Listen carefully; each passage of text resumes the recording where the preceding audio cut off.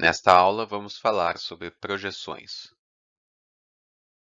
Após as operações de modelagem e visualização que vimos na última aula, todos os vértices de todos os objetos estão agora representados no sistema de coordenadas da câmera. A próxima etapa é a projeção desses vértices no plano de projeção. Cada vértice de cada objeto é levado em direção ao centro de projeção da câmera, definindo sua posição em cima do plano de projeção. Isso é feito para todos os vértices de todos os objetos. Trabalharemos com projeções planares, visto que estamos gerando a imagem através de uma projeção em um plano de projeção. A projeção perspectiva simula o sistema visual humano. Ela não preserva o tamanho relativo entre objetos, visto que objetos longe da câmera ficam menores na projeção. Também, essa projeção não preserva o paralelismo entre linhas. Aqui vemos uma imagem bidimensional que foi gerada por uma câmera fotográfica através de uma projeção perspectiva. Claramente, os trilhos são retas paralelas em 3 dimensões. Entretanto, sua projeção bidimensional perspectiva define duas retas que não são paralelas, visto que essas se encontram no ponto marcado em verde.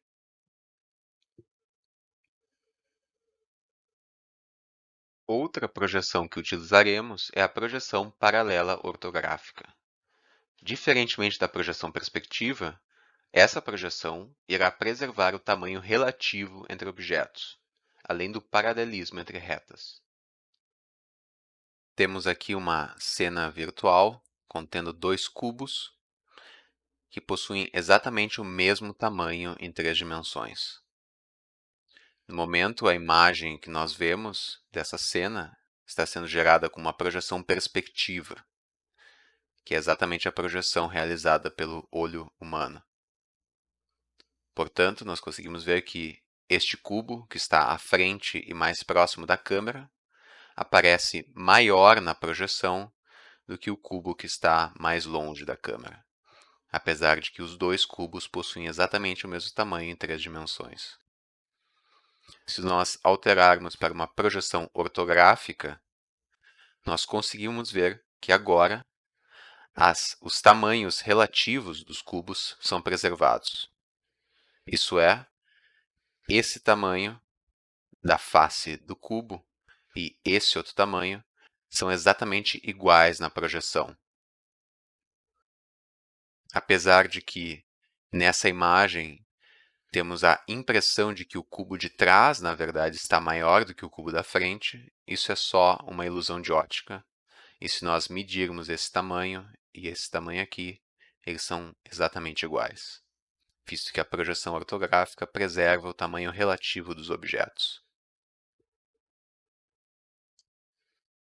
Então, novamente, uma projeção ortográfica e projeção perspectiva. E novamente ortográfica.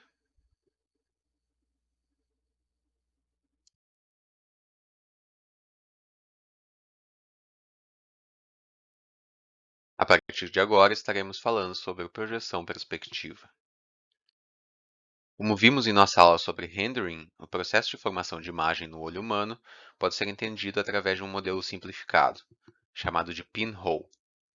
Esse modelo considera a pupila como sendo uma abertura infinitesimal, e não considera a lente que existe dentro do olho. Em uma aula futura, vamos falar sobre um modelo mais preciso que considera essa lente. Para simular o processo de projeção perspectiva que vemos aqui, vamos utilizar uma câmera virtual e um plano de projeção. Para as nossas derivações, vamos começar com um caso simplificado, onde estamos realizando uma projeção de um espaço 2D para um plano 1D. Dada a nossa câmera e seu sistema de coordenadas, temos posicionado à sua frente o plano de projeção. Um certo ponto P de algum objeto da nossa cena será projetado em direção ao centro de projeção da câmera no ponto C, gerando sua projeção P' em cima do plano de projeção. Isso é, nossa projeção perspectiva transforma o ponto P no ponto P'. O ponto P está posicionado em relação à câmera numa altura que vamos chamar de y e profundidade que vamos chamar de z. Isso é, as coordenadas do ponto P no sistema de coordenadas da câmera são dadas por y e z. De maneira similar, o ponto P' possui coordenadas que vamos chamar de y' e d. Note que a distância d define a posição do plano de projeção em relação à câmera. Queremos saber agora qual é o valor de y', que define a projeção P' do ponto P. Utilizando triângulos similares, não é difícil de ver que y' é dado por d vezes y dividido por z.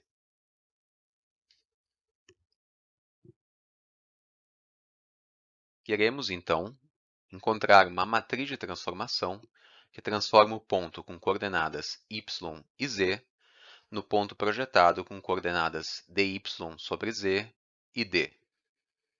Esta seria a nossa matriz de projeção perspectiva. Entretanto, claramente temos um problema, pois a transformação que vemos aqui realiza uma divisão pelo coeficiente z do objeto sendo transformado. Essa não é uma operação linear e, portanto, não pode ser realizada com uma simples matriz. Para resolver esse problema, novamente utilizaremos coordenadas homogêneas. Como vimos, em duas dimensões, um ponto é definido através de dois coeficientes. O mesmo ponto em coordenadas homogêneas irá possuir um terceiro coeficiente igual a 1. Vamos agora relaxar essa restrição e permitiremos que o último coeficiente de um ponto em coordenadas homogêneas seja um valor qualquer diferente de zero. Normalmente, chamaremos essa coordenada de w. Ainda mais, diremos que esse ponto é equivalente ao ponto que obtemos através da divisão de todos os coeficientes pelo valor de w, retornando, portanto, ao caso onde o último coeficiente é igual a 1. Essa operação é chamada de divisão por w ou divisão perspectiva, pois ela será usada para realizarmos a projeção perspectiva.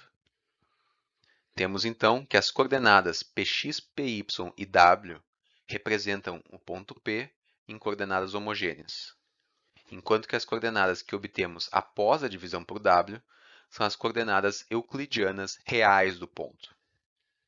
Isso é, para sabermos a real posição de um ponto no espaço, precisamos realizar a divisão por w. Em três dimensões, um ponto P possui três coeficientes px, py e pz. Em coordenadas homogêneas, esse mesmo ponto irá possuir quatro coeficientes, onde antes restringimos o último coeficiente a ser igual a 1. Com a nossa nova definição, permitiremos que o último coeficiente seja um valor qualquer diferente de zero.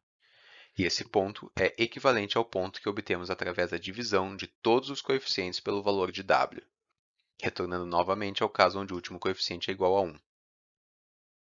Temos então, novamente, que as coordenadas px, py, pz e w representam um ponto P em coordenadas homogêneas, enquanto que as coordenadas que obtemos após a divisão por w são as coordenadas euclidianas reais do ponto. Vamos ver alguns exemplos. Um ponto em duas dimensões possui coordenadas px, py e w iguais a 3, 4 e 2. Após a divisão por w, temos que 3 dividido por 2 é 1,5, 4 dividido por 2 é 2 e 2 dividido por 2 é 1, resultando nas coordenadas reais 1,5, 2 e 1. Um outro ponto com coordenadas 4,5, 6 e 3, após a divisão por w, temos que 4,5 dividido por 3 é 1,5, 6 dividido por 3 é 2 e 3 dividido por 3 é 1, resultando nas coordenadas reais 1,5, 2 e 1. Note que enquanto esses pontos possuem coordenadas homogêneas diferentes, suas coordenadas reais são iguais. Do ponto de vista geométrico, isso significará que esses pontos são equivalentes do ponto de vista da projeção. Por exemplo, um ponto P é projetado em P'. Um outro ponto Q, diferente de P, quando é projetado pela mesma transformação, pode ter sua projeção Q' caindo no mesmo ponto P'. Logo, estes pontos são equivalentes do ponto de vista da projeção. Recomendo a todos que assistam ao vídeo no link que está sendo mostrado aqui, para um exemplo interessante de ilusões de ótica baseadas na perda de informação que acontece durante projeções. Continuando com nossos exemplos, em 3 dimensões, um ponto com coordenadas homogêneas 3, 4, 6 e 2, após a divisão por W, terá coordenadas reais 1.5, 2, 3 e 1. Um outro ponto com coordenadas homogêneas 3, 4, 6 e 3, após a divisão por W, terá coordenadas reais 1, 1.33, 2 e 1. Com esta operação de divisão por W, poderemos realizar a divisão necessária para a projeção perspectiva. Isso é, nossa matriz de projeção perspectiva será definida em coordenadas homogêneas. No exemplo que temos aqui, estamos derivando uma projeção de 2 para uma dimensão, e logo nossa matriz de projeção 2D terá 3 linhas e 3 colunas em coordenadas homogêneas. Aplicar essa matriz no ponto YZ, sendo projetado, irá resultar em um conjunto de coeficientes, os quais, após a divisão por W, nos dará o ponto projetado que derivamos antes. A matriz que realiza essa operação possui os valores da distância do plano de projeção D na diagonal, exceto na última linha, que é bastante peculiar. Aplicar essa matriz no ponto YZ em coordenadas homogêneas resulta nestes coeficientes, onde o valor da coordenada W é igual à coordenada Z do ponto sendo transformado. Não é difícil de ver que após a divisão por W, obtemos o resultado que queremos. Do ponto de vista prático, esta matriz de projeção é computada na nossa aplicação em CPU e enviada para a GPU através do uso de variáveis uniformes em GLSL. O programa de GPU do Vertex Shader então deverá aplicar essa matriz de projeção aos vértices, após as operações de modelagem e visualização. Isso irá resultar em um ponto descrito em coordenadas homogêneas, isso é, contendo um valor para a coordenada W. A GPU irá então realizar a divisão por W após a finalização do Vertex Shader. Isso é, quando estamos trabalhando com OpenGL, não precisamos realizar essa divisão de maneira explícita. Vamos agora ver a matriz de projeção perspectiva que utilizaremos para a visualização tridimensional. Isso é, essa matriz realiza a projeção de pontos em 3 dimensões para nosso plano de projeção em 2 dimensões. Com a mesma derivação que fizemos antes, obtemos a matriz que vemos aqui. Ao ser aplicada em um ponto com coordenadas x, y e z, obtemos um ponto em coordenadas homogêneas com coeficientes d vezes x, d vezes y, d vezes z e coeficiente w igual a z. Após a divisão por este w, obtemos as coordenadas reais do ponto projetado, que vamos associar com as variáveis x', y' e z'. Geometricamente, o que está acontecendo é o seguinte: um ponto XYZ de um objeto da cena virtual tridimensional é projetado em direção ao centro de projeção da câmera, resultando em um ponto no nosso plano de projeção. As coordenadas desse ponto estão descritas no sistema de coordenadas da câmera. Em particular, as 2 primeiras coordenadas estão relacionadas aos vetores que representam as dimensões horizontais e verticais em relação à câmera. Essas 2 primeiras coordenadas definem a posição do ponto projetado dentro do nosso plano de projeção bidimensional. A terceira coordenada do ponto projetado, z', é igual à distância d, que representa o posicionamento do plano de projeção em relação à posição da câmera. Note que todos os pontos projetados possuirão essa terceira coordenada igual a d, visto que todos estarão posicionados em cima do plano de projeção. Isso é um problema para nosso algoritmo de rendering por rasterização, visto que assim estamos perdendo a informação de profundidade dos objetos na cena. Sem essa informação, não sabemos quais objetos estão à frente e quais estão atrás do ponto de vista da câmera. De fato, por causa da divisão perspectiva, não conseguimos preservar o valor de W com essa transformação matricial. Entretanto, podemos preservar o ordenamento dos objetos em relação à profundidade. E isso é suficiente para o rendering correto através do algoritmo de Z-Buffer. Como já vimos, no algoritmo de rendering por rasterização, utilizamos o método chamado de Z-Buffering para definir uma ordem de desenho a nível de fragmento. O Z-Buffer é uma região de memória onde iremos armazenar a informação de profundidade de cada pixel. Ao gerar os fragmentos do primeiro triângulo, em cinza, seus valores de profundidade são utilizados para atualizar o Z-Buffer. Esse buffer atualizado é utilizado durante a rasterização do próximo triângulo, em amarelo. E somente os fragmentos que são mais próximos da câmera, quando comparados com a informação existente no Z-Buffer, serão efetivamente escritos na imagem. Por exemplo, este fragmento com profundidade 7 está mais longe da câmera do que o fragmento já existente com profundidade 5, e portanto o fragmento cinza está na frente e deve aparecer na imagem final. Por outro lado, esse fragmento com profundidade 2 está mais próximo da câmera do que o fragmento já existente com profundidade 5, e portanto o fragmento amarelo está na frente e deve aparecer na imagem final. Note que os valores armazenados no Z-Buffer não precisam corresponder à profundidade real de cada fragmento, desde que a ordem entre esses valores seja preservada. Portanto, vamos alterar a matriz acima para garantir a preservação da ordem de profundidade durante a projeção perspectiva. Ainda mais, esta alteração irá realizar uma distorção não linear dos valores de Z, que melhora a precisão numérica do Z-Buffer para objetos mais próximos da câmera. Veremos isso em mais detalhes daqui a pouco.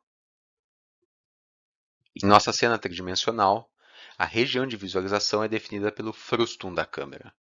Somente objetos que estão dentro desse frustum irão aparecer na imagem gerada no plano de projeção. Esse frustum é delimitado pelos planos de Near e Far, que seriam, respectivamente, o plano mais próximo e mais longe da câmera. Normalmente, podemos pensar no plano de Near como sendo o plano de projeção. Diremos que este está a uma distância n da câmera, e o plano de Far está a uma distância f. Com essas definições, a matriz de projeção perspectiva que vamos utilizar é a que vemos aqui. Note que as primeiras linhas continuam iguais ao que tínhamos antes, somente renomeamos a variável d para n. A última linha também continua igual. A grande alteração que fizemos foi na terceira linha. Ao aplicarmos essa matriz em um ponto 3D, obtemos as seguintes coordenadas. Após a divisão pelo coeficiente w desse ponto, que é igual a z, obtemos as coordenadas finais do ponto projetado. Note que aqui temos um mapeamento não linear da coordenada z do ponto original para uma nova coordenada z'. Vamos analisar este mapeamento. Quando o ponto original está exatamente em cima do plano de Near, isso é, quando sua coordenada z é igual a n, não é difícil de ver que a coordenada z' será também igual a n. Quando o ponto original está exatamente em cima do plano de Far, isso é, quando sua coordenada z é igual a f, a coordenada z' será também igual a f. Por fim, se temos dois pontos com coordenadas z1 e z2, onde z2 é maior do que z1, podemos afirmar que z2' será também maior do que z1'. Isso é, essa transformação preserva a ordem de profundidade dos objetos, que era o resultado que queríamos obter. Logo mais falaremos em mais detalhes sobre esse mapeamento. A partir de agora, chamaremos essa matriz de matriz P, pois ela realiza uma projeção perspectiva. Conectando com o que vimos na última aula, temos então que todos os objetos são definidos nas suas coordenadas locais do modelo.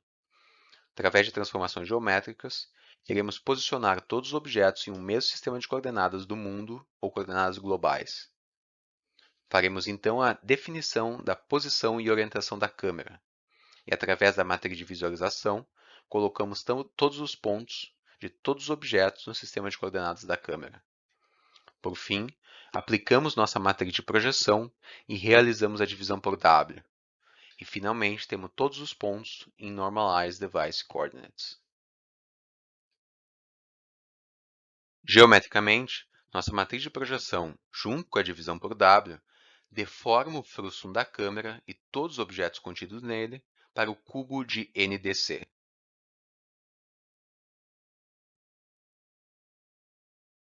Entretanto, somente a matriz P que vimos não leva a NDC. P transforma nosso frustum em uma caixa tridimensional que ainda não possui todos os lados de tamanho igual. Em particular, o plano de Near é preservado pela transformação P, e o plano de Far tem seu tamanho reduzido, entretanto, o mesmo não se movimenta na dimensão Z. Se chamarmos os lados do plano de Near de Left, Right, Bottom e Top, podemos associar a um dos vértices do nosso frustum as coordenadas L, B, N no sistema de coordenadas da câmera, onde L representa a posição horizontal do lado que chamamos de left, B a posição vertical do lado que chamamos de bottom e N é a posição em profundidade, isso é, na dimensão Z do plano de Near. Da mesma maneira, podemos associar as coordenadas R, T e N a esse outro vértice do frustum. Ambos esses pontos têm suas coordenadas preservadas sem nenhuma modificação pela matriz P. O terceiro ponto que vemos aqui em vermelho, entretanto, está em cima do plano de Far, e, portanto, terá suas coordenadas alteradas pela transformação P, indo parar na posição R, T, F.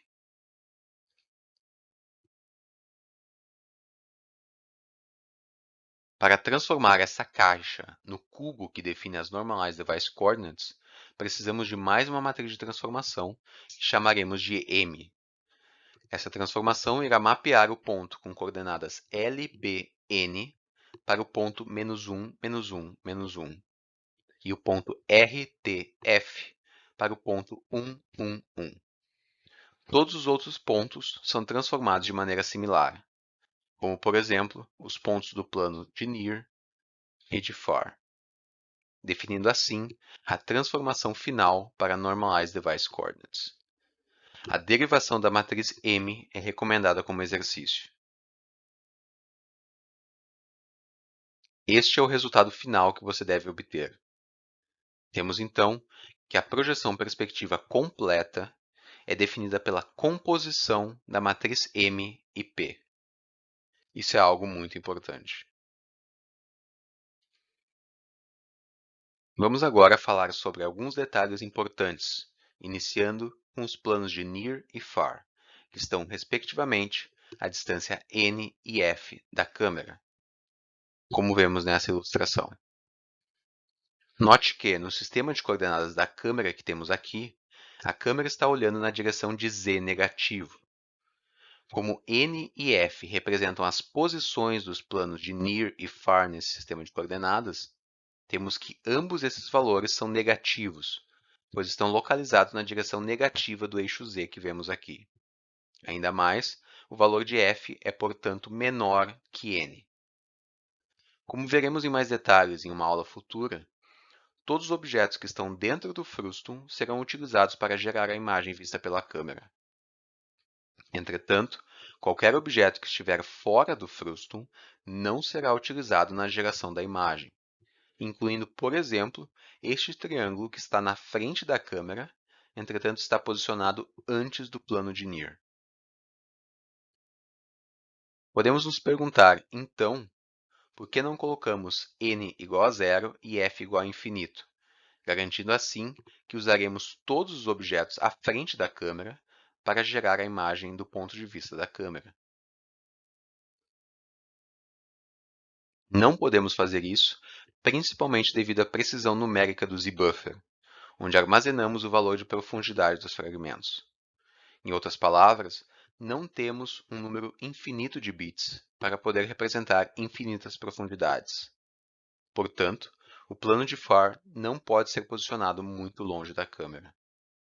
Ainda mais, o mapeamento não linear da nossa matriz de projeção perspectiva que vimos antes garante uma precisão maior no Z-buffer para objetos que estão próximos à câmera. Isso faz sentido, pois na projeção perspectiva, objetos próximos da câmera ficam maiores e, portanto, contribuem mais para a imagem final.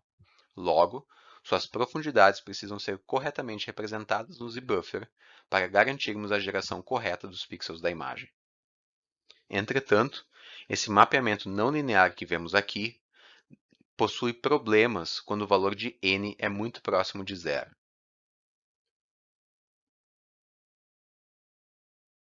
Para entender isso, vamos gerar um gráfico do valor de z' em função de z.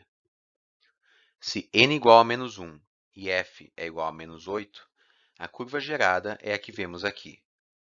Se temos um objeto com coordenada z igual a menos 4 no sistema de coordenadas da câmera, após a aplicação da nossa matriz de projeção perspectiva, a coordenada z' desse objeto será igual a menos 7.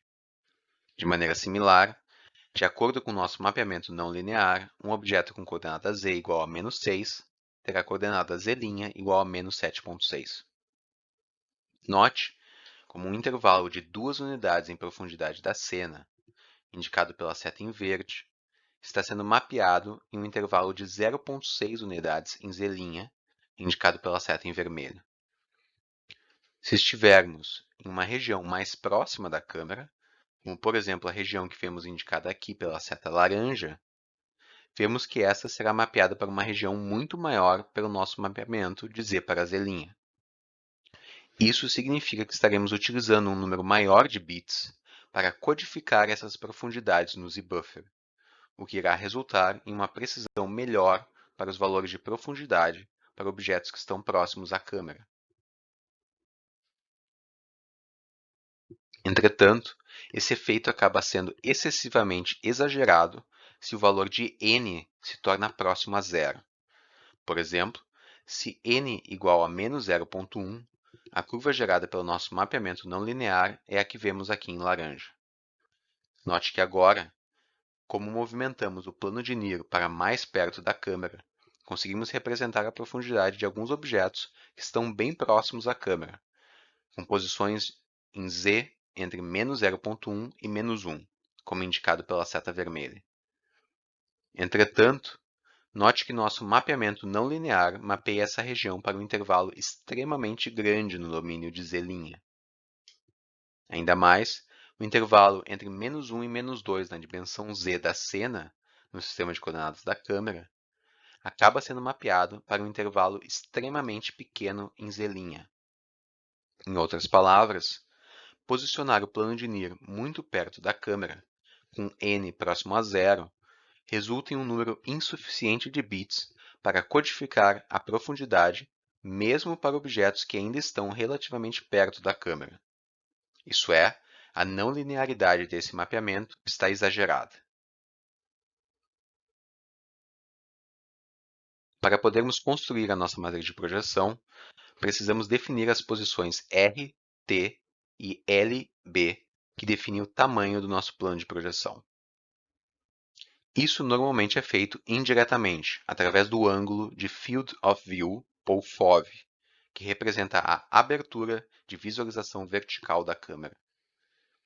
Não é difícil de ver que o valor de t, isso é, a posição da linha de topo do plano de projeção, é dada pela fórmula que vemos aqui, a qual depende do ângulo θ de visualização, além do valor de n. Por simetria, temos que o valor de b é dado como menos t. A imagem que vamos gerar do plano de projeção será visualizada em uma janela no nosso monitor. Essa janela possui uma altura e uma largura, e nós queremos preservar a proporção entre A e L em nosso plano de projeção, para que a imagem não apareça deformada na tela. Para isso, definimos o valor de R utilizando a mesma proporção da tela a partir do valor que já computamos para t. Novamente, por simetria, temos que o valor de L é dado por menos R. Vamos agora ver a transformação que define uma projeção paralela ortográfica. A projeção perspectiva que acabamos de ver realiza uma projeção dos pontos da cena, levando os mesmos em direção ao centro de projeção da câmera. Como vemos aqui, por exemplo, o ponto P é projetado no ponto P'. Uma projeção paralela ortográfica, por outro lado, realiza essas projeções com linhas paralelas entre si, como vemos aqui.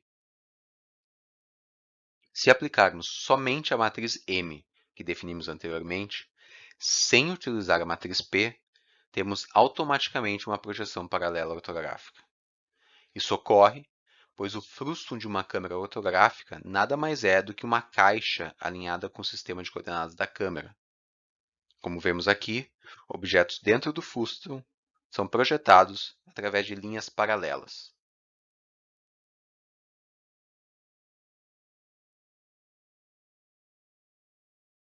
A matriz de transformação M, que vimos anteriormente, transforma esta caixa alinhada aos eixos em nosso cubo de Normalized Device Coordinates, definindo assim nossa projeção paralela ortográfica.